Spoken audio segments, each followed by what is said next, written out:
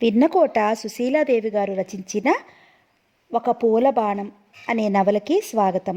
ఇది వనితా జ్యోతి అనే ఒక మంత్లీ ఉండేది, గుర్తుందండి? వనితా జ్యోతి చాలా బాగుండేవి కదా ఆ మంత్లీస్. అప్పట్లో ఆ మంత్లీలో ఈ సీరియల్గా వచ్చి ఇది చాలా పాపులర్ అయిందన్నమాట. మేము ఎప్పుడు ఆ మంత్లీ వస్తుందా అని మంత్ బై మంత్ అలా వెయిట్ చేసేవాళ్ళం ఈ కథ కోసం. మరి ఈ కథలోకి వెళ్ళిపోదామా? ఈ కథలో ప్రత్యేకత ఏంటంటే, మనం ప్రతి కథలోని మన సంధ్యాదేవి గారి నావల్ చూస్తే హీరోయిన్ ఎంత అందంగా ఉంటుంది. ఇలా ప్రతి నావల్స్లోని హీరోయిన్లు చాలా అందంగా ఉంటారు. అంటే హీరోయిన్స్కి అందమే కావాలి కదా. కానీ ఈ సీరియల్లోని ప్రత్యేకత ఏంటంటే హీరోయిన్ అందంగా ఉండదు, కానీ అందమైన మనసు ఉంటుందండోయ్. చూద్దామా మరి కథలోకి వెళ్ళిపోయి? ఈ పవిత్ర భారతదేశంలో అది ఒక మహానగరం. ఆ నగరంలో ఉన్న అనేక ఆఫీసు కార్యాలయాల్లో అది ఒకటి. ఆ ఆఫీసు కార్యాలయాల రెండంతస్తుల భవనం. దాంట్లో ఎన్నో సెక్షన్లు ఉన్నాయి. ఒక్కొక్క సెక్షన్లో ఎంతోమంది ఉద్యోగులు. భవంతి గేటుకి ఇరువైపులా చెట్లు అందంగా తలలూపుతూ ఉంటాయి. ఆ గేటు దాటాక రెండు వైపులా పచ్చగా పెరిగిన గడ్డి, దాని మధ్యలో కార్లు వెళ్లేందుకు వీలుగా వేసిన మట్టి రోడ్డు. ఆ మట్టి రోడ్డు దాటాక భవనం మెట్లు. ఆ మెట్లు ఎక్కి వరండాలోకి వెళ్ళి అక్కడి నుంచి లోపలికి వెళ్ళగానే ఒక పెద్ద హాలు కనిపిస్తుంది. అదో సెక్షన్. ఆ హాలు దాటాక మరొక హాలు, అది ఒక సెక్షన్. ఆ సెక్షన్లో 10 మంది గుమాస్తాలు, సూపరింటెండెంట్ సెక్షన్ ఆఫీసరు ఉన్నారు. ఆ 10 మంది గుమాస్తాల్లో 8 మంది మగవాళ్ళు.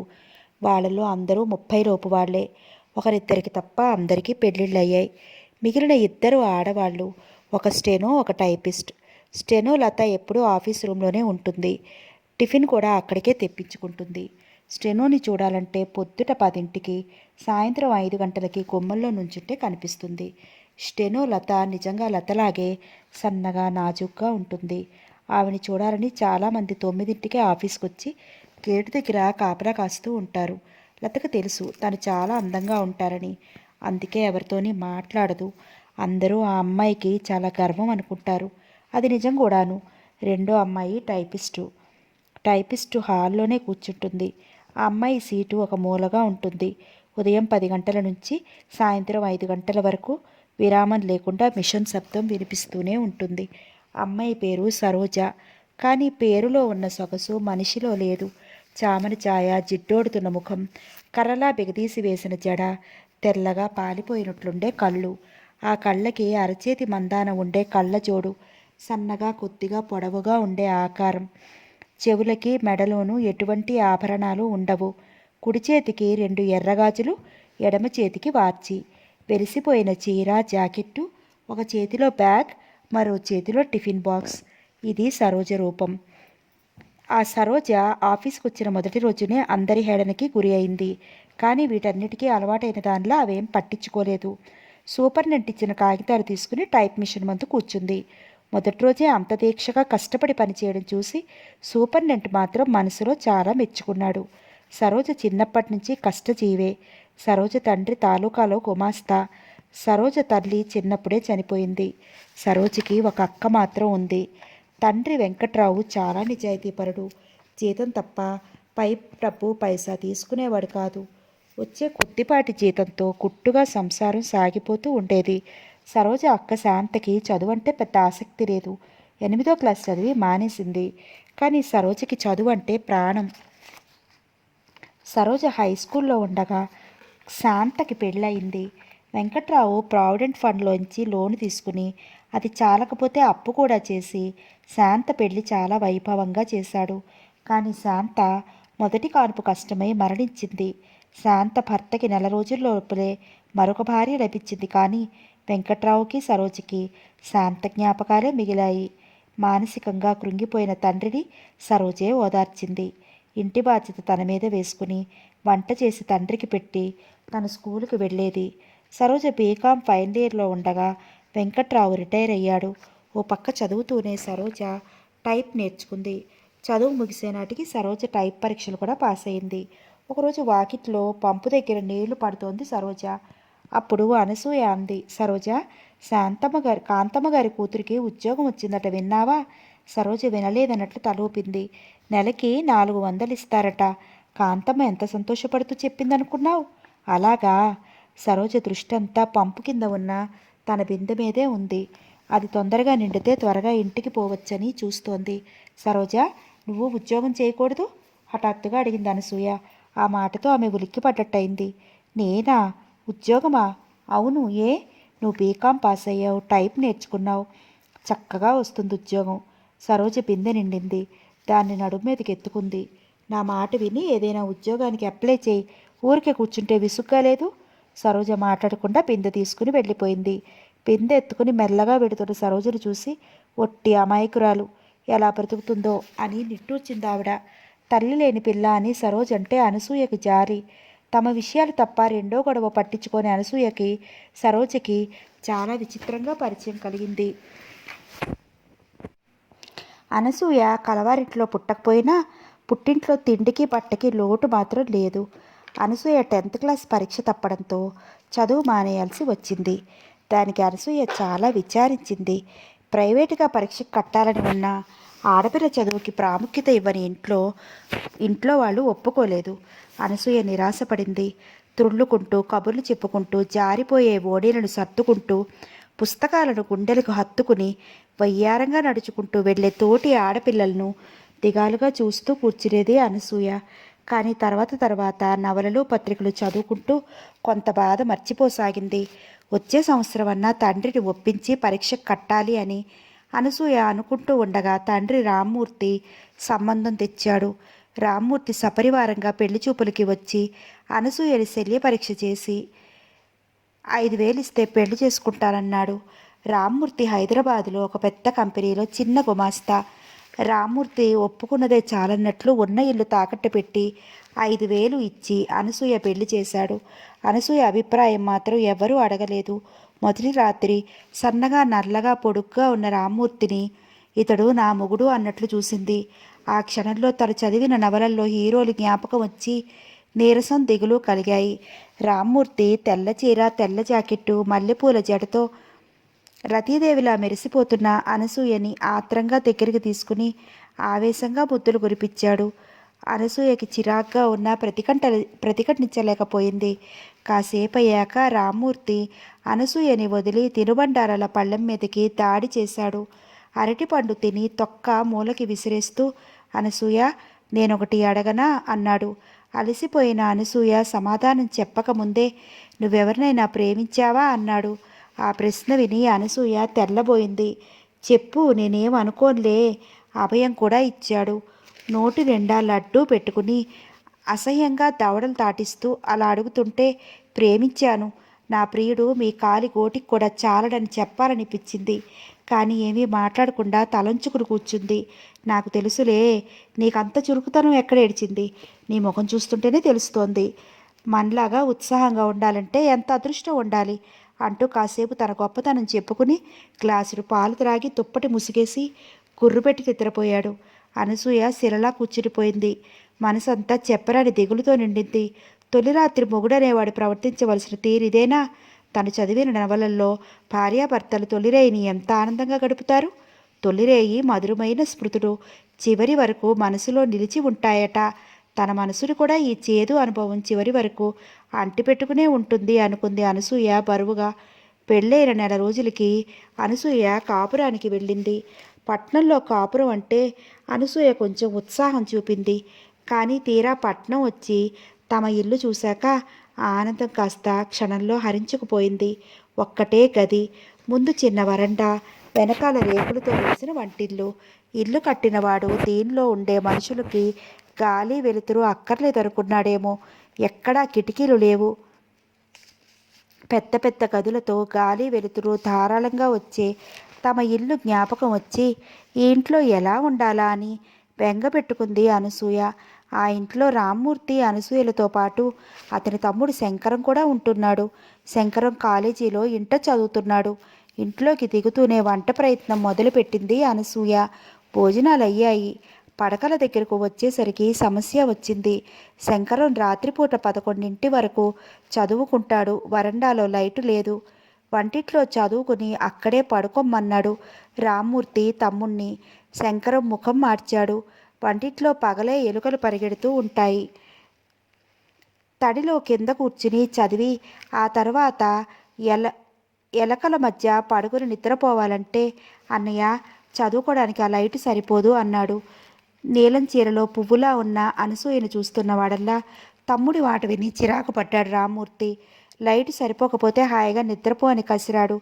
మనసులో అన్నయ్యని వదిలిని తిట్టుకుంటూ వంటిట్లోకి వెళ్ళాడు శంకరం. తమ్ముడు వెళ్ళగానే తలుపేసి అనసూయని దగ్గరికి తీసుకున్నాడు. కళ్ళ నీళ్లు పెట్టుకుంటూ వంటిట్లోకి వెళ్ళిన మరిది ముఖం జ్ఞాపకం వచ్చి ఆమె బాధపడింది. అతడిని ఇక్కడే పడుకోమనకూడదా అండి అంది. అతడు ఎగిరిపడ్డాడు. చాలే, నాకు తెలుసు, నువ్వు నోరు మూసుకో. దాంతో అనసూయ మనసు మరీ ముడుచుకుపోయింది. ఆ రోజే కాదు, ప్రతిరోజు రాత్రి శంకరం విసుక్కుంటూనే వంటిట్లో పడుకునేవాడు. తెల్లవారి ఆ కోపమంతా వదిన మీద చూపేవాడు. మీరు హాయిగా మంచం మీద పరుపేసుకుని పడుకుంటే నేనేమో తడిలో పడుకోవాలి. ఇచ్చి వెధవ బ్రతుకు. చదువు చదవనంటుంటే తీసుకొచ్చి ఇక్కడ పడేశారంటూ విసుక్కునేవాడు. అనసూయకి ఏం చేయాలో తోచేది కాదు. కరవమంటే కప్పకు కోపం, విడవమంటే పాముకు కోపంలా ఉంది పరిస్థితి. ఇదంతా వదిన మూలానే వచ్చిందని శంకరం అనసూయని రాచి రంపాన పెట్టేవాడు. ఉదయం లేచిన దగ్గర నుంచి రాత్రి వరకు ప్రతి వస్తువు అందించాల్సిందే. క్షణం ఆలస్యమైతే ఊరుకునేవాడు కాదు. సాధించి వదిలిపెట్టేవాడు. అనసూయ ఇక భరించలేక ఒకరోజు రామ్మూర్తితో చెప్పింది. అది విని రామ్మూర్తి, ఒరే శంకరం, మీ వదిన నీ మీద ఏదో ఫిర్యాదు చేస్తోందిరా అని శంకరాన్ని పిలిచి చెప్పి, చిన్నపిల్లాడు ఏదో అడుగుతాడు, ఆ మాత్రం చేయలేవా? రోజల్లా నువ్వు చేసే పని మాత్రం ఏముంది అంటూ అనసూయనే అన్నాడు. ఆ సంఘటన అంతటితో పోలేదు. వదిన తన మీద అన్నయ్యతో చెప్పిందనే కోపంతో శంకరం అనసూయను మరీ ఏడిపించసాగాడు. ఇంటి నిండా కాగితాలు చింపిపోసేవాడు. వీధి పంపు నుంచి నీళ్లు తెస్తే దాంట్లో ఎంగిలి గ్లాసు ముంచేసేవాడు. తెల్లగా ఉతికిన చొక్కా ప్యాంటుకి మర్నాడే మురికి చేసి మళ్ళీ ఉతకమనేవాడు. ఆమె నోరెత్తకుండా చచ్చినట్టు చేసేది.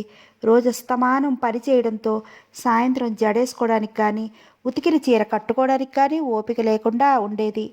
పుట్టింట్లో సుకుమారంగా పెరగడం వల్ల ఈ పనికి తట్టుకోలేకపోయేది. ఉసూరుమంటూ వాడిన ముఖంతో ఉండే భార్యని చూసి రామ్మూర్తి విసుక్కునేవాడు. ఎప్పుడు అలా జిడ్డోడుతూ ఉండకపోతే కాస్త ముఖం కడుక్కోకూడదు అన్నాడు ఒకరోజు. తీరిక లేదు అంది పొడిగా. ఇంటడు పని ఒక్కదాన్ని చేసుకోలేకుండా ఉన్నాను. 10 రూపాయలు ఇచ్చి పని మనిషిని పెట్టమని మీకెన్నిసార్లు చెప్పాను, కానీ వినిపించుకున్నారా అంది కొద్దిగా నిష్ఠూరంగా. దానికి అతడు కోపంతో మండిపడుతూ, మీ బాబు ఇచ్చిన డబ్బేమైనా మూలుగుతోందా? అంతగా పని మనిషిని పెట్టుకోవాలంటే మీ నాన్నను అడిగి డబ్బు తెచ్చుకో అన్నాడు. రామ్మూర్తి తండ్రి పేరు ఎత్తేసరికి అనసూయకి కోపం వచ్చింది. మా నాన్న ఇచ్చిన 5,000 ఏం చేశారు అని అడిగింది. అనసూయ అలా ఎదురు తిరిగి ప్రశ్నిస్తుందని ఊహించని రామ్మూర్తి మొదట ఆశ్చర్యపడి ఆ తర్వాత నిప్పు తొక్కినతో కోతిలా గంతు వేశాడు. మీ నాన్న ఇచ్చిన ముష్టి 5,000కి లెక్క అడుగుతున్నావా? నేను మంచివాడిని కాబట్టి అలకపాన్పు మీద ఇస్తానన్న సైకిలు ఇంతవరకు ఇవ్వకపోయినా ఊరుకున్నాను. ఎలాగూ లెక్కలు అడుగుతున్నావు కాబట్టి ముందు మీ నాన్నకి ఆ సైకిల్ ఇమ్మని రాయి, ఆ తర్వాత నీ 5,000కి లెక్క చెప్తా అని అరిచి అరిచి అలసిపోయి మంచం మీద పడి దుప్పటి ముసిగేశాడు. తాను అనవసరంగా అడిగానే అని అనసూయ బాధపడుతూ చాలాసేపు అలాగే కూర్చుంది. ఒకరోజు సాయంత్రం 5 గంటలకి రామ్మూర్తి ఆఫీసు నుంచి వస్తుంటే కొలీగ్ ఆపి, వస్తావా అన్నాడు కన్నుగేటుతో. రామ్మూర్తి మనిషి ఎంత అనాకారో అతని గుణాలు కూడా అంత వికారమైనవే. పేకాట ఆడుతాడు, తాగుతాడు. అన్నిటికంటా ముఖ్యమైన ఆడగాలి తగిలితే చాలు వెర్రెత్తిపోతాడు. పెళ్ళైన కొత్తల్లో భార్య అందం మైకంగా అలా కమ్మినప్పటికీ దూరంగా ఉంచింది. ఇప్పుడు స్నేహితుడు అడిగేసరికి పాత కోరికలన్నీ తలెత్తాయి. అప్రయత్నంగా అతని కాళ్ళు ఆ స్నేహితుడి వెనుక నడిచాయి. ఆ రాత్రి రామ్మూర్తి ఇంటికొచ్చేసరికి 2 అయింది. అనసూయ అప్పటి వరకు భోజనం చేయకుండా అతని కోసం ఎదురు చూస్తూ కూర్చుంది. చప్పుడు విని లేచి తలుపు తీసింది. ఎదురుగా నిలబడ్డ రామ్మూర్తిని చూసి తెల్లబోయింది. అతని జుట్టంతా చెదిరిపోయింది. బట్టలు నలిగిపోయాయి. దానికి తోడు ముక్కు బ్రద్దలయ్యేంత వెగటు వాసన. తలుపు తీశారని స్పృహ కూడా లేదు అతనికి. అతడు తాగాడని గ్రహించింది అనసూయ. మెల్లగా అతని లోపలికి తీసుకొచ్చి మంచం మీద పడుకోబెట్టింది. రామ్మూర్తి ఏదేదో మాట్లాడుతున్నాడు. అలా మాట్లాడుతూ ఎప్పటికో నిద్రపోయాడు. అనసూయ మాత్రం ఆ రాత్రి నిద్రపోలేదు. రామ్మూర్తి ప్రతిరోజు తాగుతున్నాడు. ప్రతి రాత్రి అసభ్యంగా వస్తూ ఆలస్యంగా వస్తున్నాడు. ఒకరోజు అనసూయ అడిగింది, ఏవండి, రోజు ఇంత పొద్దుపోయి రాకపోతే కాస్త పెందరాలే రాకూడదు? నీకెందుకు, నా ఇష్టం అన్నాడు. ఆమె అలా ఎదురు నిలిచి ప్రశ్నించినప్పుడల్లా అతడు తగని చిరాకు పడుతూ ఉంటాడు. తమ ఇళ్లల్లో ఆడవాళ్ళు మొగుళ్ళు చెప్పింది చేయడమే కానీ ఇలా ఎదురు తిరిగి ప్రశ్నించరు. తన తల్లిని తండ్రి కొట్టని రోజు లేదు.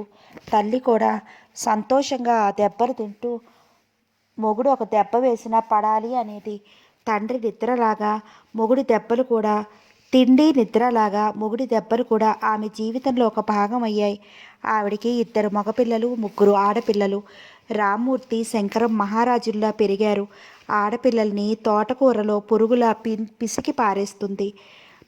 ఆడపిల్లని నీకేం తెలుసే అనేది.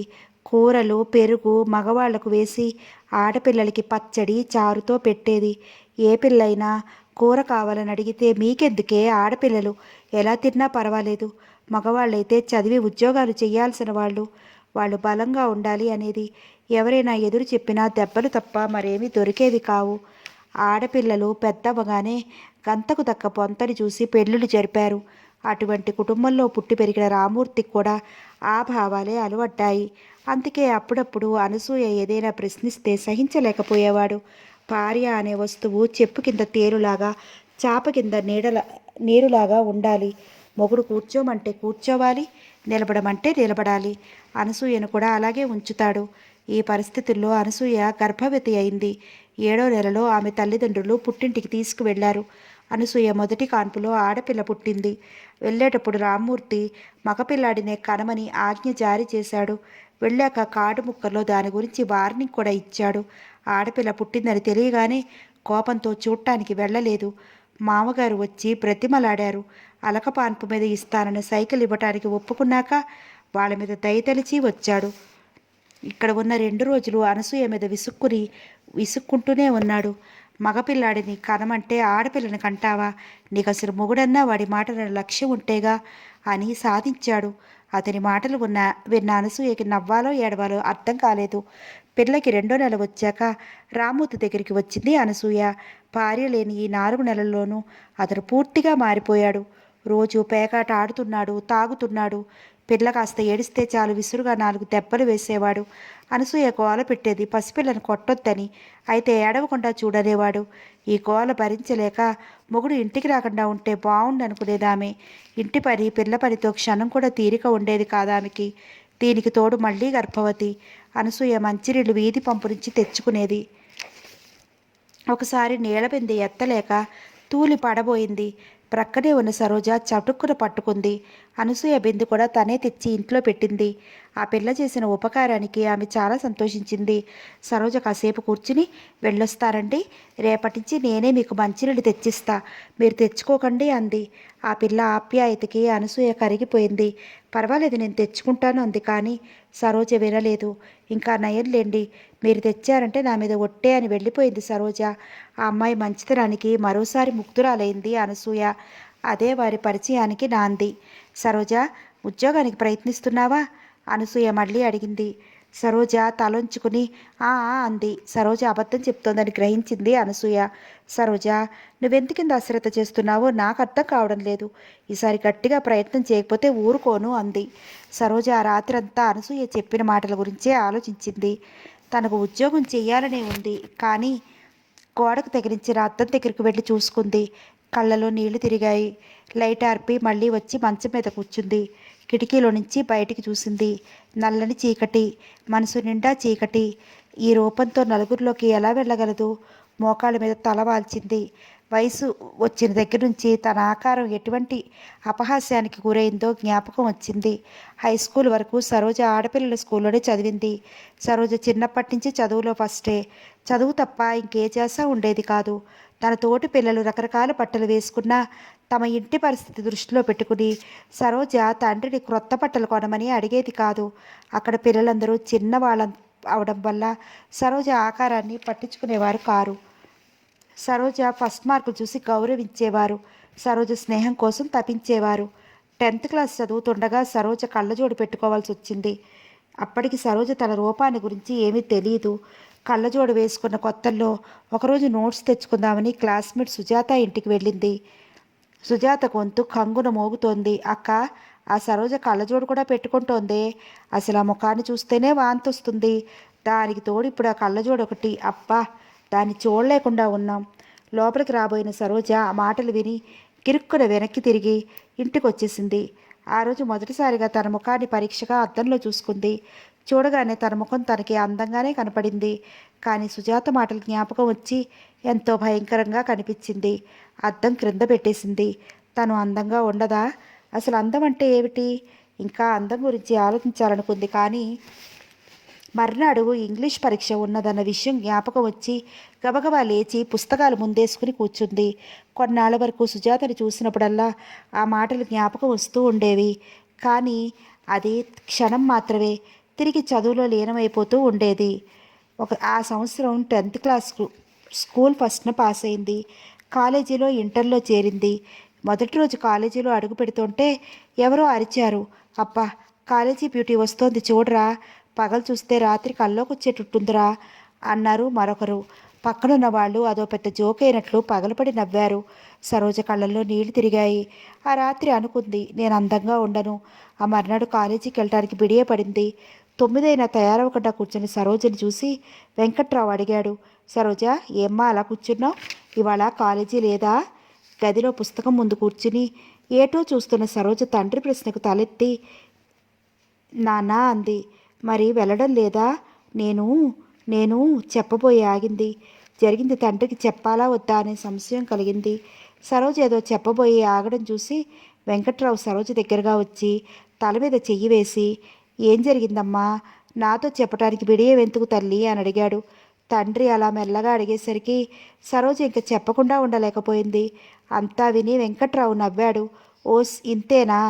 దీనికే భయపడితే ఎలా? కుర్రాలేదో అంటూ ఉంటారు, మనం పట్టించుకోకుండా ఉంటే సరి.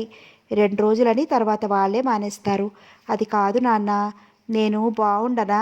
అమాయకంగా అడుగుతున్న సరోజ మాటలకి ఆయన మనసు ద్రవించింది. చా, అలా ఎవరన్నారమ్మా? నువ్వు బంగారు తల్లిలా ఉంటావు. నిజంగానా? అవునమ్మా. నా మాట మీద నమ్మకం లేదా? తండ్రి మాటలతో ధైర్యం కలిగింది. విచారమంతా మాయమైంది. సరోజ, కుర్రవాళ్ళు చిన్నతనం కొద్దీ అలా అంటూ ఉంటారు. నువ్వు బాగా చదివి ఫస్ట్ మార్కులు తెచ్చుకుంటే నిన్ను నెత్తిన పెట్టుకుంటారు. సరోజలో మళ్ళీ ఉత్సాహం తొడికిసలాడింది. లేచి గబగబా తయారై కాలేజీకి వెళ్ళింది. ఎవరేమన్నా పట్టించుకోవడం మానేసింది. నాన్న అన్నట్లు ఫస్ట్ మార్కులు తెచ్చుకుంటే వాళ్లే ఆదరిస్తారనుకుని శ్రద్ధగా చదవసాగింది. సరోజ మార్కులు చూసి ఆశ్చర్యపడ్డ సరోజకి దూరంగానే ఉండిపోయారు. తోటి ఆడపిల్లలు తనతో ఎందుకు కలవరో సరోజకి అర్థమయ్యేది కాదు. మొదటి సంవత్సరం గడిచింది. 2వ సంవత్సరంలో రేణుక అనే కొత్త అమ్మాయి చేరింది. కాలేజీలో చేరిన వారం రోజులకి రేణుక సరోజ ఇంటికి వచ్చింది. తన ఇంటికి రేణుక రావడం చూసి సరోజ ఆశ్చర్యపోయింది. ఇంతవరకు తన క్లాస్మేట్స్ ఎవరు తన ఇంటికి రాలేదు. అందులోనూ రేణుక చాలా అందంగా ఉంటుంది. తండ్రి లక్షాధికారి. అటువంటి రేణుక తన ఇంటికి వచ్చిందంటే రండి రండి అంటూ ఆహ్వానించింది. ఆమె లోపలికి వచ్చింది. కూర్చోండి అంటూ కుర్చీ చూపింది సరోజ. ఆమె కూర్చుంది. సరోజ, నేనేమి కొత్తదాన్ని కాదు, నీ క్లాస్మేట్ని. నన్ను ఇలా మన్నించడం ఏమీ బాగాలేదు. సరోజ ఆ మాటలకు చాలా సంతోషించింది. తనతో ఇంత బాగా మాట్లాడిన వాళ్ళెవ్వరూ లేరు. ఇద్దరూ కాసేపు కాలేజీ కబుర్లు చెప్పుకున్నారు. సరోజ రేణుకి కావలసిన నోట్స్లు ఇచ్చింది. రేణుకు సరోజ చేత తెలియని పాఠాలు చెప్పించుకుంది. సరోజ ఇచ్చిన కాఫీ తాగి వెళ్ళబోతూ, సరోజ, మనిద్దరూ స్నేహితులము అంది రేణుక. సరోజ పొంగిపోయింది. అప్పటినుంచి సరోజ రేణుక ఒకే ప్రాణంలా కలిసిమెలిసి ఉండసాగారు. తననెవరైనా వెక్కిరించినా సరోజ రేణుకతో చెప్పుకునేది. ఆమె ఓదార్చేది. తన మామయ్య కూతురు నల్లగా అసహ్యంగా ఉంటుంది, కానీ మామయ్య లక్షాధికారి అవటం వలన ఆ అమ్మాయిని అందరూ గౌరవిస్తూ ఉంటారు. అంతా డబ్బు మహత్యం. సరోజ కూడా ధనవంతురాలైతే ఎంత అనాకార అయినా అంతా ఆమె స్నేహం కోసం ఉర్రూతలు ఊగే అరులు చాచేవారు అనుకుంది రేణుక. ఆ ఏడాది పరీక్షలయ్యాయి. సెలవుల్లో రేణుక ఢిల్లీ వెళ్ళింది. సరోజ తెలుగు, ఇంగ్లీషు నవలల్ని ఉధృతంగా చదివేసింది. ఆ పుస్తక ప్రపంచంలో విహరిస్తుంటే ఎంతో హాయిగా అనిపించింది సరోజకి. సరోజ ఆ లోకంలో ఉండగానే రిజల్ట్స్ వచ్చాయి. ఫస్ట్ క్లాస్లో పాస్ అయింది. రేణుకకి సెకండ్ క్లాస్ వచ్చింది. రేణుక డిగ్రీ ఢిల్లీలోనే చదవడానికి నిశ్చయించుకుంది. సరోజ బీకాంలో చేరింది. రేణుకని విడిచి ఉండాలంటే సరోజకి ఎంతో బాధ అనిపించింది. వారానికి 2 ఉత్తరాలైనా రాసుకునేవారు. డిగ్రీలో సరోజకి చెప్పుకోదగ్గ స్నేహితులు ఎవరూ ఏర్పడలేదు. తనెలాగూ బాగుండదు, ఇంకెలా ఉంటేనేమో అనుకుని సరోజ అలంకరణ మీద ఆసక్తి చూపడం పూర్తిగా మానేసింది. చదువు తప్ప రెండో వ్యాపకం లేదు. డిగ్రీ కూడా ఫస్ట్ క్లాస్లో పాస్ అయింది. టైప్ పరీక్షలు పాస్ అయిన దగ్గర నుంచి సరోజకి ఏమైనా చెయ్యాలని ఉండేది. వెంకట్రావు తనకొచ్చే పెన్షన్ ఇంటి ఖర్చులకు చాలకపోవడంతో 2-3 ప్రైవేట్లు కుదుర్చుకున్నాడు. ఆ వయసులో తండ్రి చాలా కష్టపడటం సరోజకి ఇష్టం లేకపోయింది. తను ఊరికే ఇంట్లో కూర్చునే బదులు ఏదైనా ఉద్యోగం చూసుకుంటే కానీ ఎందుకో ఒళ్ళు జలధరించింది. దానితో ఆ ఆలోచనకి స్వస్తి చెప్పేది. అనసూయ మాత్రం సరోజని వదలలేదు. అనసూయ పట్టుదల మీద సరోజ 2-3 ఉద్యోగాలకి అప్లై చేసింది. సరోజ కాస్త విచారంగా కనిపించినా, చిరిగిన చీర కట్టినా అనసూయ మనసు బాధపడేది. తను రెండోసారి పురుడు ఆ ఊళ్ళోనే పోసుకుంది. తను హాస్పిటల్లో ఉన్నన్నాళ్ళు సరోజ తనకి ఎంతో సహాయంగా ఉంది. సరోజ చేసిన ఆ సహాయాన్ని తను జీవితాంతం మర్చిపోలేదు. రోజుకొక్కసారైనా ఆమెతో మాట్లాడకపోతే అనసూయకు తోచేది కాదు. సరోజ అప్పుడప్పుడు తమ ఇంటికి రావడం చూసి ఎవరి అమ్మాయి అడిగాడు రామూర్తి ఒకరోజు. ఆమె చెప్పింది, అందం చందం లేని మనుషులంటే నాకు పరమ అసహ్యం అన్నాడు. తనేదో గొప్ప అందగాడి అల్లే. ఆ తర్వాత కూడా సరోజ వచ్చి వెళ్ళినప్పుడల్లా ఏదో ఒకటి విమర్శిస్తూ ఉండేవాడు. రామూర్తి సరోజని అంటుంటే అనసూయ బాధపడేది. ఆ పిల్లకున్న మంచి గుణం ఈయనకి ఎన్ని జన్మలెత్తితే వస్తుంది అనుకుంది. అంత మంచి మనసున్న సరోజ అన్నిటా గొప్పగా ఉండాలని అనసూయ తాపత్రయం. సరోజ ఉద్యోగానికి అప్లై చేసిన దగ్గర నుంచి ఇంటర్వ్యూ కోసం సరోజ కంటే ఎక్కువ ఆత్రంగా అనసూయ ఎదురు చూడసాగింది. నెల తిరగక ముందే ఇంటర్వ్యూ కార్డు వచ్చింది. అది విని ఆమెకు ఉద్యోగం వచ్చినట్లే సంబరపడింది అనసూయ. సరోజ ఇంటర్వ్యూకి వెళ్ళింది. వెళ్లే ముందు తండ్రికి చెప్పి, నాన్న, ఉద్యోగానికి అప్లై చేసే ముందే మీకు చెప్పాలనుకున్నాను. అప్పుడే వచ్చిందా పెట్టిందా అని ఊరుకున్నాను. మరి ఇప్పుడు ఇంటర్వ్యూకి వెళ్ళమంటారా అని అడిగింది. ఆయన వెంటనే ఒప్పుకున్నారు. సరోజ బీకాం పూర్తి చేశాక పెళ్లి చేయాలని 2-3 సంబంధాలు చూశాడు. అమ్మాయి ఎలా ఉంటుంది, అందంగా ఉంటుందా అని కొంతమంది అడిగితే కట్నం 20,000 ఇస్తారా, 30,000 ఇస్తారా అని కొంతమంది అడిగారు. పెళ్లి కొడుకు నల్లగా తుమ్మమొద్దులా ఉన్న అందమైన పెళ్ళాం కావాలి. పైసా సంపాదించే తెలివితేటలు లేకపోయినా వేలకు వేలు కట్నాలు కావాలి. సంబంధాలు చూసి చూసి విసిగిపోయాడు వెంకట్రావు. ఊరికే ఇంట్లో కూర్చుని సరోజను చూస్తూ తన కూతురు జీవితాన్ని సరైన మార్గంలో పెట్టలేకపోయానని బాధపడుతూ ఉండేవాడు. కూతురు ఉద్యోగానికి అప్లికేషన్ పెడతానని, ఇంటర్వ్యూ కూడా వచ్చిందని అనగానే సంతోషించాడు. తండ్రి అంగీకారం తీసుకుని ఆమె ఇంటర్వ్యూకు వెళ్ళింది. స్వతహాగా తెలివితేటలున్నది అవడం వలన ఇంటర్వ్యూ బాగానే చేసింది. ఆ మర్నాటి నుంచి ఆమె మనసు తెలియకుండానే పోస్ట్ మ్యాన్ కోసం ఎదురు చూడటం ప్రారంభించింది. 10 రోజులు గడిచాక అపాయింట్మెంట్ ఆర్డర్ వచ్చింది. సరోజ చాలా ఆనందపడింది. ఆ శుభవార్త వెంటనే ఎవరికైనా చెప్పాలనిపించింది. సమయానికి తండ్రి ఇంట్లో లేడు. అనసూయకు చెప్పాలని వాళ్ళ ఇంటికి బయలుదేరింది. సరోజ వచ్చే సమయానికి అనసూయ లేదు. పాప కొంట్లో బాగోలేకపోతే డాక్టర్ దగ్గరికి తీసుకువెళ్ళింది. రామూర్తి ఇంట్లోనే ఉన్నాడు. అనసూయ అని పిలుస్తూ సరోజ లోపలికి వచ్చింది. ఆమె కనిపించలేదు. వెనుతిరుగుతుండగా 2 చేతులు భుజం మీద బలంగా పట్టంతో ఉలిక్కిపడింది సరోజ. జరుగుతున్నదేమిటో తెలుసుకోలేకపోగా ఆ 2 చేతులు ఇంకా గట్టిగా బిగుసుకుపోసాగాయి. సరోజ తెలివి తెచ్చుకుని ఆ చేతుల్ని కోళ్ళతో ఘాట్లు పడేటట్టు రక్కింది. చేతులు విడిపోయాయి. సరోజ ఇంటికి పరిగెత్తింది. ఆ రాత్రి రామూర్తి వేలు వంగక అన్నం తినలేకపోయాడు. అబ్బా అబ్బా అని మూలుగుతున్న భర్తను చూసి, ఏమైందండి అని అడిగింది అనసూయ. అసలే అవమానంతో బాధపడుతున్న రామూర్తి అనసూయ మాటలకు మరీ మండిపోయాడు. చీ నోర్మై, నీకెందుకు అంటూ తన కోపాన్నంతా ఆవిడ మీద చూపాడు. అనసూయ ఇక నోరెత్తలేదు. ఆ సంఘటన జరిగాక సరోజ అనసూయ ముఖం చూడలేకపోయింది. 2 రోజుల పాటు సరోజ కనిపించకపోయేసరికి అనసూయకు సరోజ దగ్గరికి వచ్చింది. ఆమె ఏదో పుస్తకం చదువుకుంటోంది. అనసూయను చూసి, రా అనసూయ అంటూ ఆహ్వానించింది. సరోజ ముఖం రోజులా ప్రసన్నంగా లేకపోవడం గమనించి ఏదో జరిగిందని ఊహించింది అనసూయ.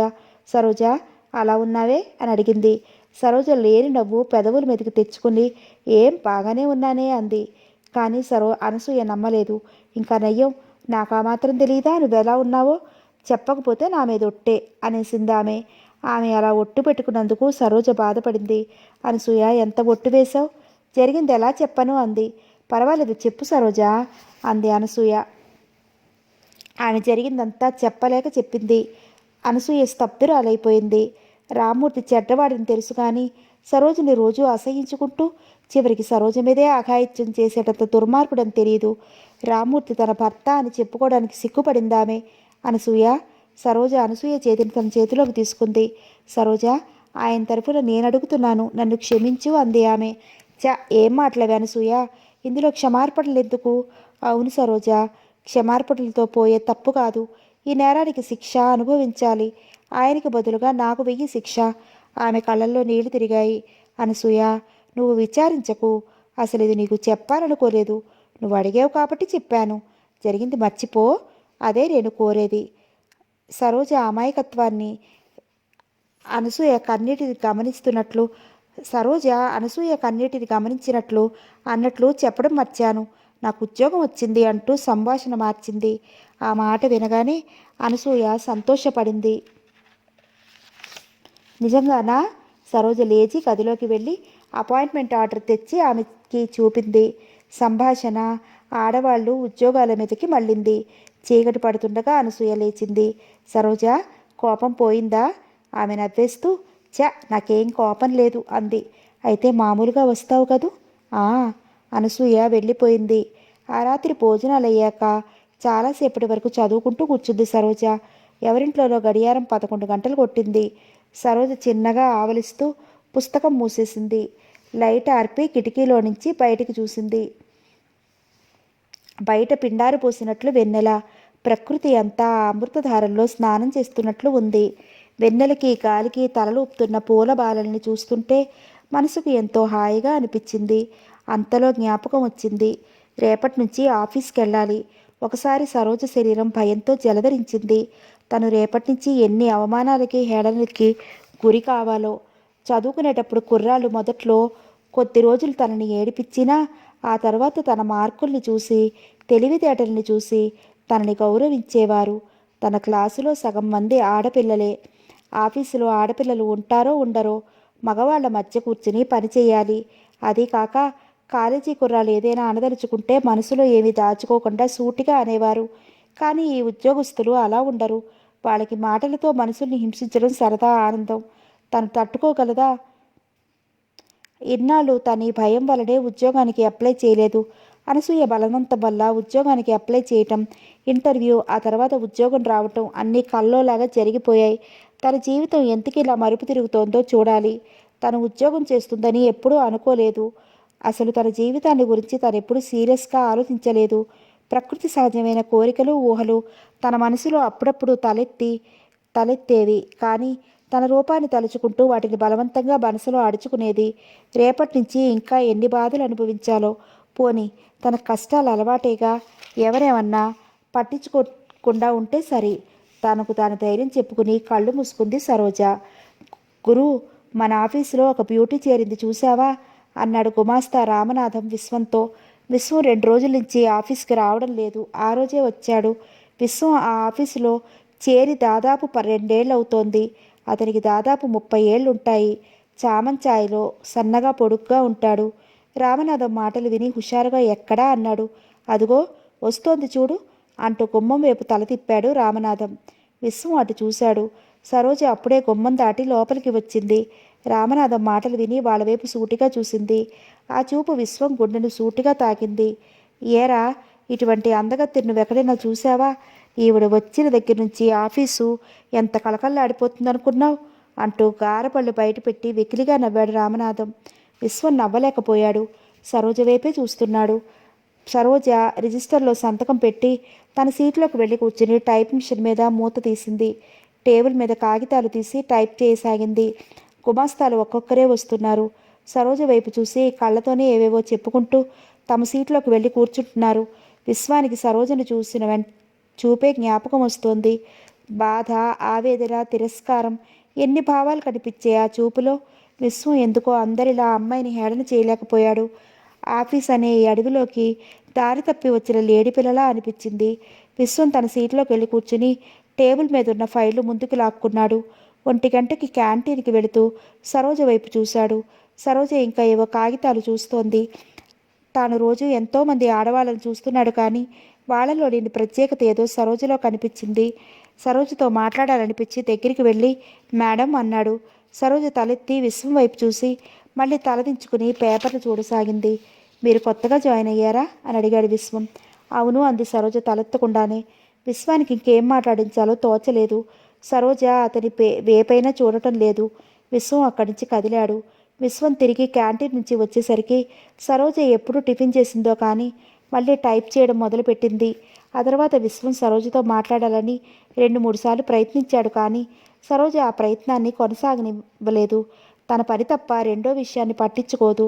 ఉదయం వచ్చిన దగ్గర నుంచి తిరిగి వెళ్ళేంత వరకు ఆమె వేళ్ళు టైప్ మిషన్ మీద నర్తిస్తూనే ఉంటాయి. పనిలోనే ఆనందాన్ని పొందగలదు సరోజ. ఆఫీసరు ఆమె పనిని మెచ్చుకుని ఆమె పేరు ప్రమోషన్ లిస్టులో చేర్చాడు. ఒకరోజు సరోజ ఇంటి నుండి బాక్స్ ఏమీ తెచ్చుకోకుండా ఆఫీస్కి వచ్చింది. మధ్యాహ్నం లంచ్ టైంలో క్యాంటీన్ కూడా వెళ్లకుండా టైప్ చేస్తూ కూర్చుంది. ఆమె ప్రతి కదలికను విశదంగా పరిశీలించే విశ్వం దృష్టిలో పడింది ఈ విషయం. సరోజ కాసేపు కూడా విశ్రాంతి తీసుకోకుండా అలా టైప్ చేస్తూ ఉండటం, క్యాంటీన్కి వెళ్లకుండా మాడటం అతనికి చాలా బాధ కలిగించింది. ఆఫీస్ స్టాఫ్ అంతా లంచ్కి వెళ్ళాక విశ్వం లేచి ఆమె దగ్గరగా వచ్చాడు. సరోజ గారు, ఇవాళ ఏమిటి ఇక్కడ టైప్ చేస్తున్నారు? ఏమైనా అర్జెంటు పేపర్లా అని అడిగాడు. అతని మాటలకు సరోజ ఉలిక్కిపడి చూసింది. ఏమిటి, ఏమన్నారు అంది కంగారుగా. మీరు లంచ్కి కూడా వెళ్లకుండా టైప్ చేస్తున్నారే, అవి అర్జెంటా? అబ్బే ఏం లేదు. బాక్స్ తెచ్చుకోలేదా? అతని ప్రశ్నకు ఆమె ముఖం చిట్లిచ్చింది. లేదు. అయితే క్యాంటీన్కి వెళ్దాం రండి అన్నాడు విశ్వం. అతని చనువు ఆమెకు చిరాకు కలిగించింది. రాను అంది కటువుగా. ఆమె అంత తిరస్కారంగా మాట్లాడుతుందని ఊహించని విశ్వం ఆ మాటలతో చిన్నబోయాడు. సరోజ వైపు చూశాడు. ఆమె యథాప్రకారం టైప్ చేసుకుంటోంది. విశ్వం మెల్లగా వెనుతిరిగి క్యాంటీన్ వైపు నడిచాడు. తాను టిఫిన్ తిని 2 రకాల టిఫిన్ ప్యాక్ చేయించి ప్యూన్ చేతికి ఇచ్చి సరోజకు పంపాడు. క్యాంటీన్ ముందు సిగరెట్ కాలుస్తూ నిలబడి అరగంట తర్వాత ఆఫీసులోకి అడుగుపెట్టాడు. తన సీట్లోకి వెళుతూ సరోజ వైపు చూశాడు. ఆమె టైప్ చేసిన పేపర్లు తీసి ఒక్కొక్కటి చదువుకుంటోంది. టిఫిన్ తిన్నారా అని అడగపోయి చటుక్కున ఆగిపోయాడు. టేబుల్ మీద టైప్ మిషన్ పక్కన తను పంపిన 2 ప్యాకెట్లు కనపడ్డాయి. వాటిని చూడగానే విశ్వం మనసు చివుక్కుమంది. ఇక మాట్లాడకుండా తన సీట్లోకి వెళ్ళిపోయి కూర్చున్నాడు. విశ్వం ఆ రాత్రి చాలాసేపటి వరకు సరోజ గురించి ఆలోచిస్తూ ఉండిపోయాడు. సరోజ ఎందుకు ఇలా చేసింది? మర్యాద కోసమైనా తను తెప్పించిన టిఫిను తినలేదు. అమ్మాయి మనస్తత్వం ఏమిటి? తను ఆమె వచ్చినప్పటి నుంచి గమనిస్తూనే ఉన్నాడు. ఆమె తనతోనే కాదు, ఆఫీసులో ఇంకెవరితోనూ కూడా మాట్లాడక చూడలేదు. ఎందుకని ఆమె ఇలా ముభావంగా ఉంటోంది? అది ఆమె స్వభావమా, లేక తనని గురించి అందరూ హేళనగా నవ్వుకుంటున్నారని తెలిసి ఇలా మారిపోయిందా? ఆమెనెవరైనా ఏమైనా అంటే తన మనసు ఎంతో బాధపడుతోంది. ఆ హేళన చేసిన వాళ్ళని తన్నాలనిపిస్తోంది. ఆమెని ఓదార్చాలని ఉంటుంది. లోకంలో అందరూ చెడ్డవాళ్లే ఉండరు, మంచివాళ్ళు కూడా ఉంటారని, ఆ హేళనల్ని పట్టించుకోవద్దని చెప్పాలని ఉంటుంది.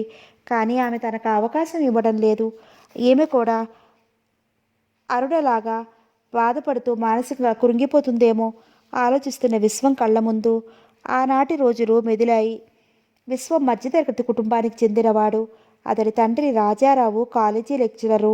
విశ్వానికి ఒక్క తమ్ముడు తప్ప అక్క చెల్లెళ్ళెవరూ లేరు. చదువుకునే రోజుల్లో అతడు తన చదువులు తప్ప వేరే విషయం పట్టించుకునేవాడు కాదు. హై స్కూల్లో ఉన్న రోజుల్లోనే విశ్వం క్లాసు పిల్లలు తమ క్లాసులో ఉన్న ఆడపిల్లలకు ఉత్తరాలు రాయటం, వాళ్ళని వేధించడం చేస్తూ ఉండేవారు. విశ్వానికి కూడా సరదాగానే ఉండేది, కానీ ఆ విషయాల్లో తలదూర్చడానికి భయంగా ఉండేది. విశ్వం తండ్రి రాజారావు లెక్చరర్ కాబట్టి అతనికి పిల్లల మనస్తత్వం బాగా తెలుసు. కొడుకుని రాత్రిపూట దగ్గర కూర్చోబెట్టుకుని స్కూల్లో ఎలా మొలగాలో బోధిస్తూ ఉండేవాడు. తండ్రి చెప్పిన ప్రకారమే నడుచుకునేవాడు విశ్వం కాలేజీలో చదువుతూ ఉండగా ప్రక్కవాటలోకి కొత్తగా ఒక కుటుంబం వచ్చి చేరింది. ఆయన తాలూకాలో డెప్యూటీ తహసీల్దారు. ఆయనకు 5గురు సంతానం, 3 కూతుళ్ళు, 2 కొడుకులు. పెద్ద కొడుకు ఉద్యోగం చేస్తున్నాడు. మిగతా పిల్లలు చదువుకుంటున్నారు. ఆడపిల్లల్లో పెద్దది అరుణ. విశ్వం క్లాస్మేట్. ఆమె అంత అందంగా ఉండదు. ఆడపిల్లల్ని ఏడిపించడానికి అలవాటు పడిన కుర్రాళ్ళు అరుణ అనాకారితనాన్ని ఆసరాగా తీసుకుని ఎగతాళి చేసేవారు. ఒకరోజు విశ్వం తల్లి, విశ్వం, ఈ థర్మామీటర్ తీసుకెళ్ళి ప్రక్క వాళ్ళకి ఇవ్వు, వాళ్ళది ప్రొద్దున క్రింద పడి విరిగిపోయిందంట అంది. ఎందుకమ్మా? వాళ్ళ అమ్మాయి అరుణకు 2 రోజుల నుండి జ్వరం వచ్చిందట. అరుణ 2 రోజుల నుంచి కాలేజీకి రాకపోవటానికి కారణం ఇదా అనుకుంటూ థర్మామీటర్ తీసుకుని ప్రక్కింటికి వెళ్ళాడు. ఆ ఇంటికి వెళ్ళడం అదే మొదటిసారి. చుట్టూ చూశాడు. ఇల్లు చాలా శుభ్రంగా ఉంది. కిటికీలకు ద్వారాలకు చవక రకానివి అయినా చక్కటి పువ్వులున్న కర్టెన్లు వేలాడుతున్నాయి. గోడవారిగా కుర్చీలు వేసి ఉన్నాయి. ముందు గదిలో నిలబడి ఏమండి అని పిలిచాడు విశ్వం. అరుణ తల్లి లోపల నుండి వచ్చింది. మా అమ్మ థర్మామీటర్ ఇచ్చి రమ్మన్నదండి అంటూ చెయ్యి చాపాడు. ఆవిడ తీసుకుంది. లోపలికి రా బాబు అంది. విశ్వం ఆవిడ వెంట లోపలి గదిలోకి నడిచాడు. అరుణ మంచం మీద పడుకొని ఉంది. విశ్వం ఆ అమ్మాయి వైపు చూశాడు. జ్వరం వలన అస్థిపంజరంలా తయారైంది. జుట్టు రేగిపోయింది. జ్వర తీవ్రత వలన ముఖం కందిపోయి ఎర్రగా ఉంది.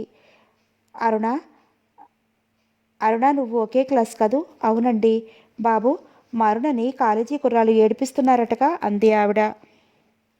విశ్వం తనేదో తప్పు చేసినట్లు బాధపడ్డాడు. తలంచుకున్నాడు. మా అరుణ మనసు మరీ సున్నితం బాబు.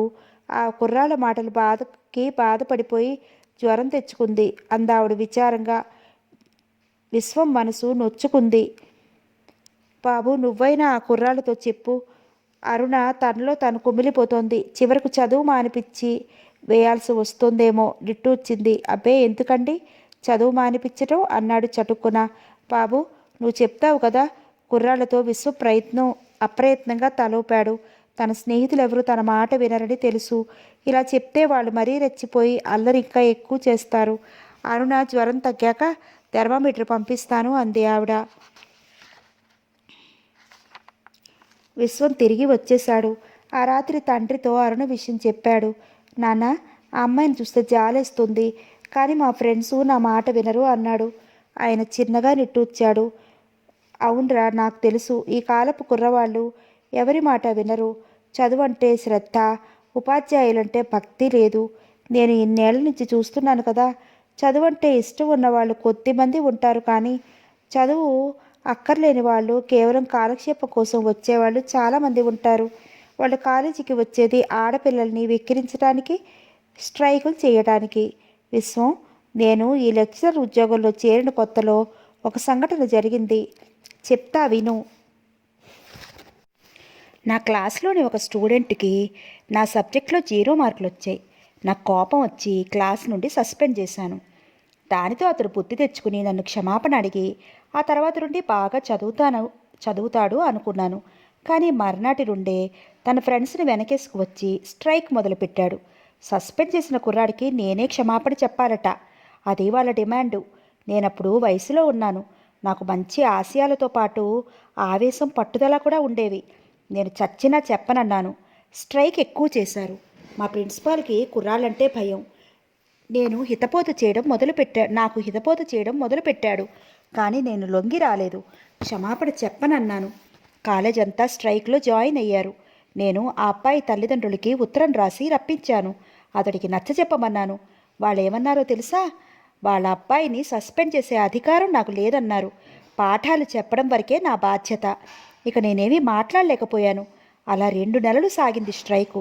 ఆ తర్వాత ఒక 1 నెల రోజులు సెలవిచ్చారు. ఆ అబ్బాయి తల్లిదండ్రులు ట్రాన్స్ఫర్ వచ్చి వెళ్ళిపోయారు. అతడితో స్ట్రైక్ ముగిసింది. ఆ సంవత్సరం పోర్షన్లు పూర్తి కాలేదు. డబ్బుండి చదువు కావలసిన కుర్రవాళ్ళు సమ్మెకాలంలో ప్రైవేట్లు చెప్పించుకున్నారు. డబ్బుండి చదువు అక్కర్లేని వాళ్ళు పరీక్షల్లో కాపీ కొట్టారు. చివరికి చెడిపోయింది ఎవరో తెలుసా? చదివే దైవంగా భావించిన పేద కుర్రవాళ్ళు. వాళ్ళు ఆ సంవత్సరం తప్పారు. రిజల్ట్స్ తెలిసాక 2 కుర్రాళ్ళు నా దగ్గరికి ఏడుస్తూ వచ్చారు. వాళ్ళు పరీక్షలో తప్పిన కారణంగా ఇక చదువు మానేయాల్సి వచ్చింది. కూలి పనికి వెళుతున్నారు. ఆ విషయం వినగానే నా మనసు ద్రవించిపోయింది. నాకప్పుడే జ్ఞానోదయమైంది.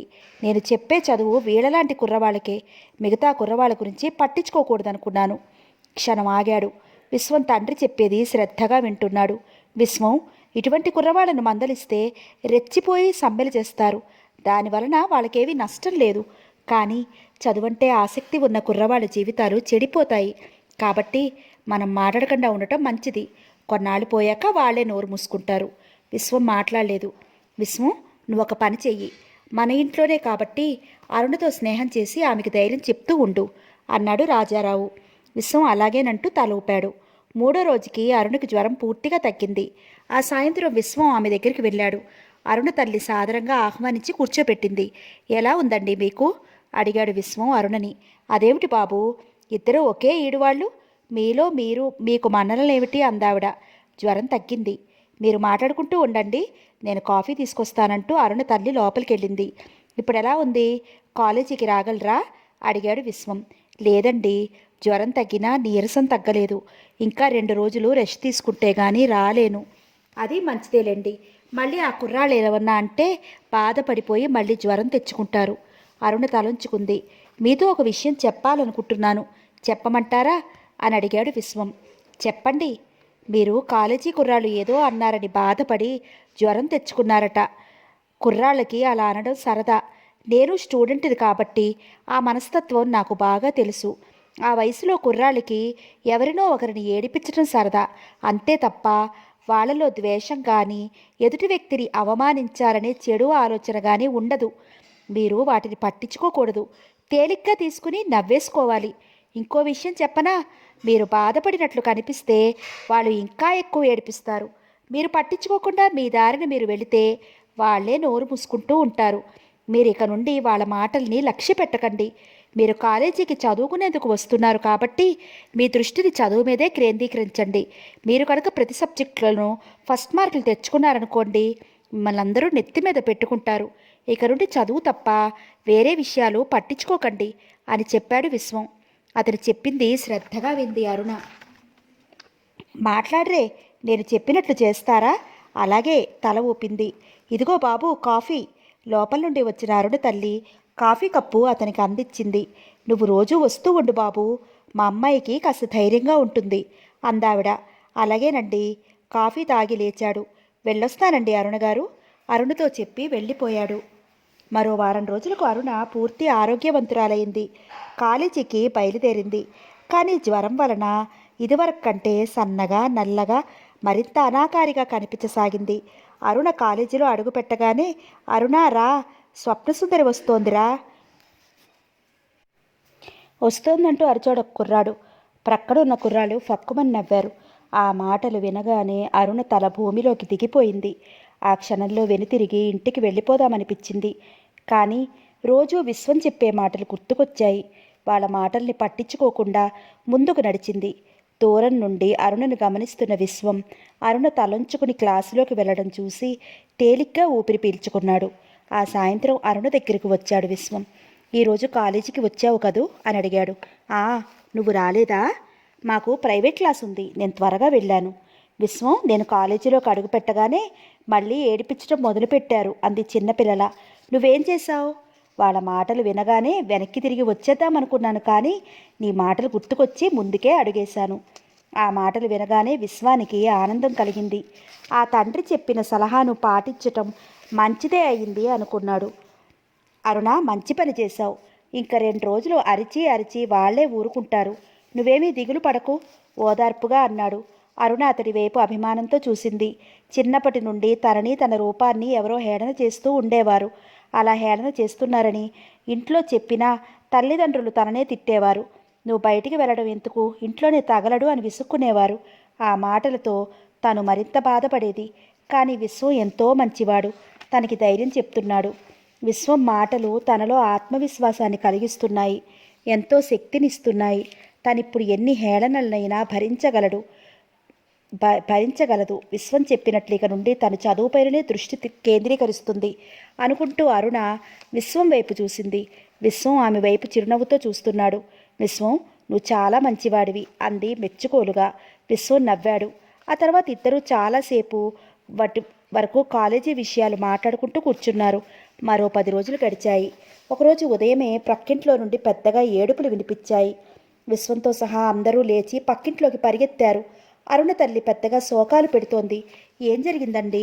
రాజారావు ఆత్రంగా అడిగాడు. అమ్మాయి నిద్రమాత్రలు మింగిందండి అంటూ ఆవిడ కొల్లుమంది. అందరూ షాక్ తిన్నట్లయ్యారు. ఎందుకని? అసలేం జరిగింది? అందరూ షాక్ తిన్నట్లయ్యారు. ఎందుకని? అసలేం జరిగింది? అక్కడ చేరిన నలుగురు నానా విధాలుగా ప్రశ్నించసాగారు. మీ గొడవ కాసేపు ఆపండి మూర్తిగారు. ముందు అమ్మాయిని డాక్టర్ దగ్గర తీసుకెళ్దాం అని రాజారావు బయటికి వెళ్ళి టాక్సీ తీసుకొచ్చాడు. అరుణను జాగ్రత్తగా ఎత్తి టాక్సీలో పడుకోబెట్టారు. 10 నిమిషాల్లో నర్సింగ్ హోమ్ ముందు ఆగింది టాక్సీ. అరుణని లోపలికి తీసుకెళ్లారు. డాక్టరు పరీక్ష చేశాడు. కండిషన్ సీరియస్గా ఉంది. ఇప్పుడేమీ చెప్పలేనన్నాడు ఆయన. మూర్తి బావురుమన్నాడు. రాజారావు ఓదార్చడానికి ప్రయత్నిస్తున్నాడు. డాక్టర్ స్టమక్ లీడ్ చేసి ఇంజెక్షన్ ఇచ్చాడు. దాదాపు 2 గంటల సేపు మృత్యువుతో హోరాహోరీగా పోరాడాక అరుణ మృత్యుముఖం నుండి బయటపడింది. ఇక ఏమీ పర్వాలేదు, మీరు కొద్దిగా ఆలస్యం చేసి ఉంటే ప్రాణం పోయేది అన్నాడు. ఆ మాటతో అందరూ తేలిగ్గా ఊపిరి పీల్చుకున్నారు. అరుణను చూడటానికి లోపలికి వెళ్ళబోయారు. డాక్టర్ వారించాడు. ఇప్పుడప్పుడే అమ్మాయిని పలకరించకండి, ఆ అమ్మాయికి పూర్తి విశ్రాంతి అవసరం అన్నాడు. రాజారావు కాసేపు ఉండి ఇంటికి తిరిగి వచ్చేశాడు. విశ్వం ఎదురొచ్చాడు. అరుణకి ఎలా ఉంది నాన్న అని అడిగాడు.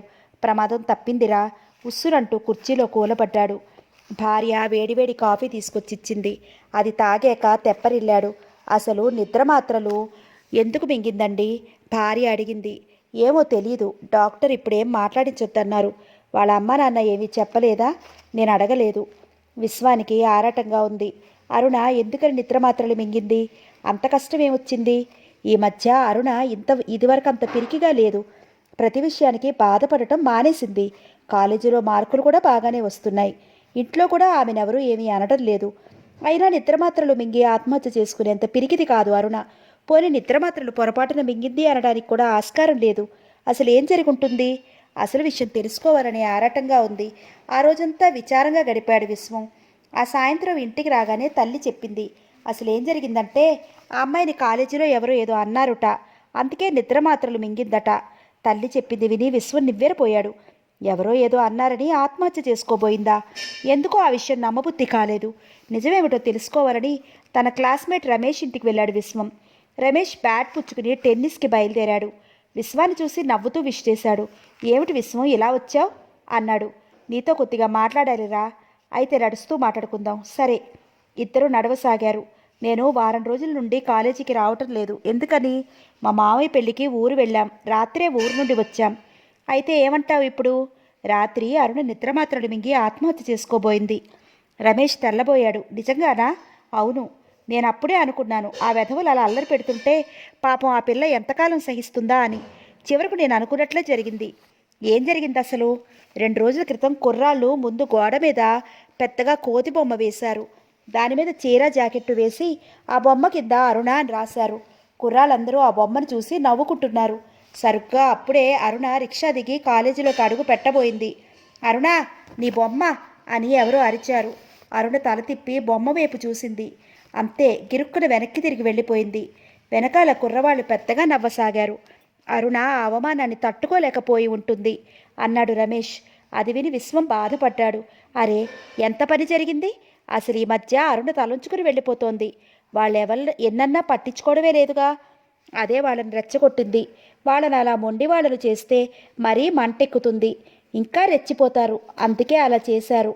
కానీ రమేష్, వాళ్ళు చేసిన పని వల్ల ఒక ఆడపిల్ల జీవితం నాశనం కాబోయింది. కొద్దిగా ఆలస్యమైతే ఆమె 100 ఏళ్ల జీవితం అంతమై ఉండేది అన్నాడు విశ్వం ఆవేశంగా. రమేష్ మాట్లాడలేదు. నేను వెళతారా అని విశ్వం ఇంటికి వచ్చేశాడు. ఇంటికి రాగానే ఆ విషయం తల్లిదండ్రులకు చెప్పాడు. అది విని రాజారావు ఆవేశపడ్డాడు. ఆ వెధవలెవరో తేల్చుకురారా, పోలీస్ రిపోర్ట్ ఇద్దాం అన్నాడు. తల్లి అడ్డుకుంది. ఇంకా నయం, ఊరుకోండి. పోలీస్ రిపోర్ట్ ఇస్తే ఆ పిల్ల మరీ అల్లరి పడుతుంది. ఇక ఆ అమ్మాయికి పెళ్లి కావడం కూడా కష్టమవుతుంది. భార్య అలా అనేసరికి రాజారావు తగ్గిపోయాడు. ఏమిటో రండి, ఈ వరుస చూస్తుంటే ఆడపిల్లల్ని చదివించడానికే భయమేస్తోంది. ఇంకొన్నాళ్ళు పోతే అమ్మాయిల్ని ఎవరూ చదివించలేరు. పూర్వకాలంలో పడే ఆడపిల్లలకి చిన్నప్పుడే పెళ్లిళ్ళు చేసి ఇంట్లో కూర్చోబెట్టేస్తారు అంది. ఆ మాటలకు రాజారావు బాధపడ్డాడు. విశ్వం, అమ్మాయిలు ఇల్లు దాటి బయటకు వచ్చి చదువుకోవడం మొదలుపెట్టి ఇంకా 1/2 శతాబ్దం కాలేదురా. మీరందరూ కలిసి వాళ్ళను మళ్ళీ ఆ 4 గోడల మధ్యకి పంపేస్తారా? ఎందుకు రావాలంటే మీకంత కోపం అన్నాడు బాధగా. విశ్వం తనేదో మహాపరాధం చేసినట్లు తలంచుకున్నాడు. క్షణం ఆగి మళ్ళీ అన్నాడు రాజారావు. విశ్వం, దీనికంతటికీ కారణం ఏమిటో తెలుసా? ఈనాటి సినిమాలు, సాహిత్యం. స్త్రీని చవకబారు వస్తువుగా చూపిస్తూ ఆమె గౌరవాన్ని దిగజార్చారు. ఏ ప్రకటనకైనా స్త్రీని వాడుకోవటమే. ఎక్కడ చూసినా స్త్రీల అర్ధనగ్న దృశ్యాలే. అందుకే కుర్రవాళ్ళకి అమ్మాయిలంటే గౌరవం పోయి చులకన ఏర్పడుతోంది. అమ్మాయి బయట కనపడితే చాలు కుర్రాళ్ళు వెకిలి వేషాలు వేస్తున్నారు. ఈ సంఘం బాగుపడితే కానీ ఆడవాళ్లకు మోక్షం లేదు అన్నాడు. ఎప్పుడు బాగుపడుతుంది నాన్న అని అడిగాడు విశ్వం అమాయకంగా. విశ్వం, నువ్వు నేను కూర్చుని బాగు చేయడానికి ఇదేమీ యంత్రం కాదు. సంఘం మొత్తం మీద మార్పు రావాలి. కానీ అది ఇప్పట్లో అసాధ్యం. మరి అంతవరకు ఆడపిల్లల బ్రతుకు ఇంతేనా అంది తల్లి. ఆ ఇక ఎవరూ మాట్లాడలేదు. ఎవరి ఆలోచనల్లో వాళ్ళు ఉండిపోయారు. విశ్వం ఆ రాత్రల్లా అరుణ గురించే ఆలోచించాడు. అరుణ ఆత్మహత్యకు కూడా ప్రయత్నించిందంటే ఇక ఇంతట్లో తేరుకోవడం కష్టం. తను ఇంతగా చెప్పినా ఆమె చనిపోవడానికి ప్రయత్నించిందంటే ఆమె ఎంతగా విరక్తి చెందిందో. అయినా ఆ కుర్రాళ్ళకి అరుణ అంటే ఎందుకంత కోపం? ఆమె మీదే పట్టించారు. ఈ మాట కాలేజీకి వస్తే మళ్ళీ అల్లరి చేస్తారేమో. అయినా అరుణ ఇప్పుడప్పుడే కాలేజీకి రాలేదేమో అనుకున్నాడు విశ్వం. అతడు అనుకున్నట్టుగానే జరిగింది. అరుణని ఇంటికి కూడా తీసుకురాకుండా నర్సింగ్ హోంలోనే ఉంచాడు ఆమె తండ్రి.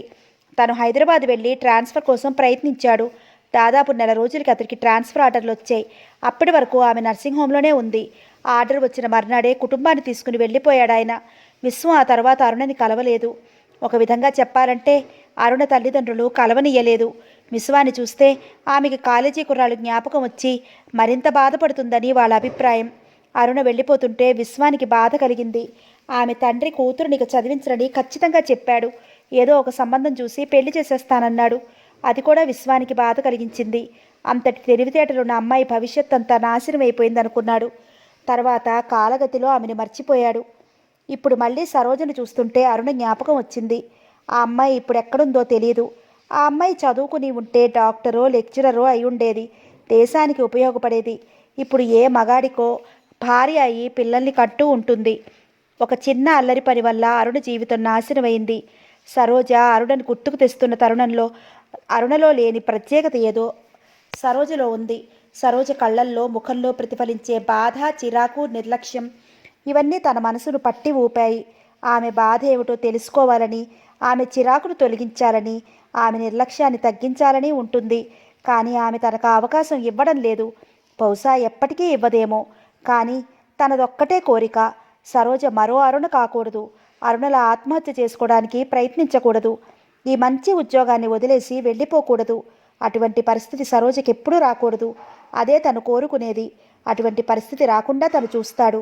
ఒకవేళ వస్తే తను ప్రాణాలైనా ఇచ్చి ఆమెని కాపాడుకుంటాడు అనుకున్నాడు విశ్వం దృఢంగా. ఆ నిర్ణయం తీసుకున్నాక అతడికి ప్రశాంతంగా నిద్రపట్టింది.